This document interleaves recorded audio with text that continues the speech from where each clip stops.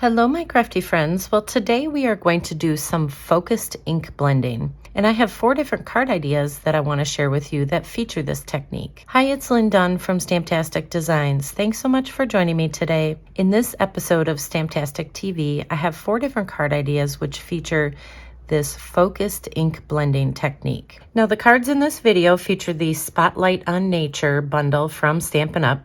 So this particular bundle has a stamp set, and it also has a coordinating die set. So you will need some type of shape, whether it's a circle or a square. I just used the dies that came in this particular set. But you will need a die in order to be able to do the focused blending that we are going to do today. So the focused ink blending technique basically means that we're just going to concentrate our ink blending to one focused area.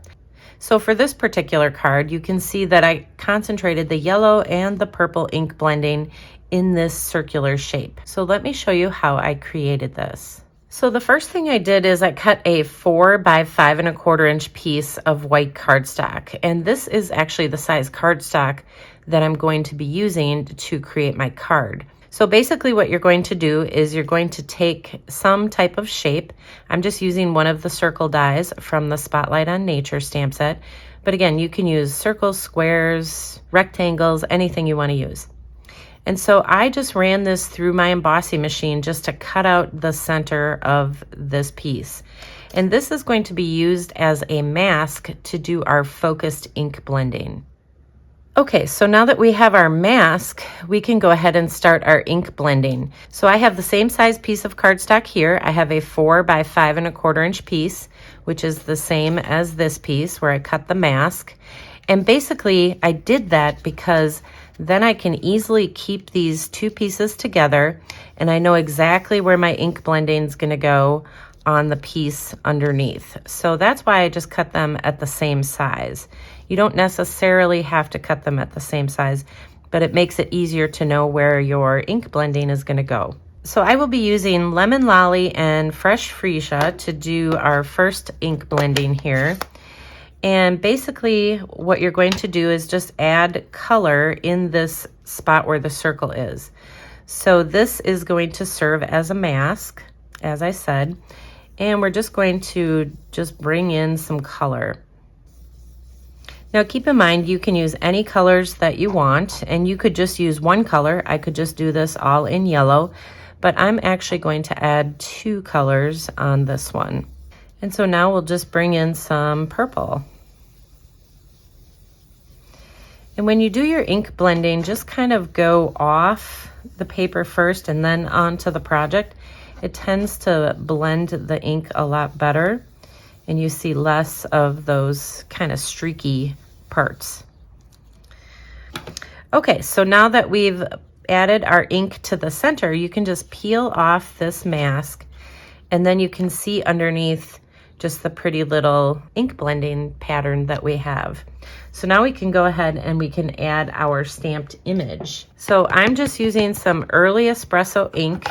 You can use early espresso or black or any color really. And I'm just going to stamp this right in that section.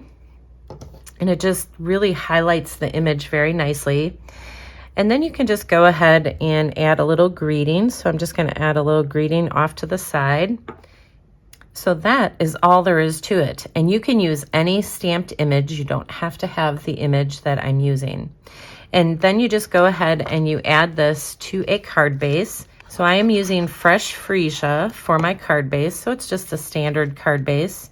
It measures 4 1/4 by 5 1/2 inches when closed. And that is our card.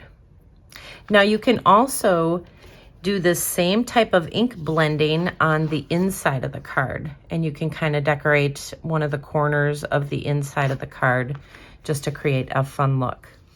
And then you can also add additional colors. So here I just used 2 colors, and then here I added in a little bit of Pool Party ink in between the yellow, and the purple. So there's lots of different possibilities with this technique. Okay, so the second card idea that I want to share is this particular card. So notice how not only is the ink concentrated into one area, but I also concentrated the stamped images into that same area, where here I just allowed the stamped images to come down outside of that focused ink blended circle. So let me show you how I did this one. Okay, so basically you're going to do the ink blending in the same way. You're just going to add your 2 different colors, or if you want to add 3 different colors, that would be fine. So I'm just going to stick with the same colors. So I have my lemon lolly that I'm adding here, and then we'll go ahead and add some of the purple.